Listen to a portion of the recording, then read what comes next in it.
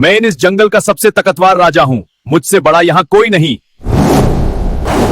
तू भी मेरी ही नस्ल की है, लेकिन इतनी छोटी और कमजोर, तू मेरा क्या बिगड़ लेगी?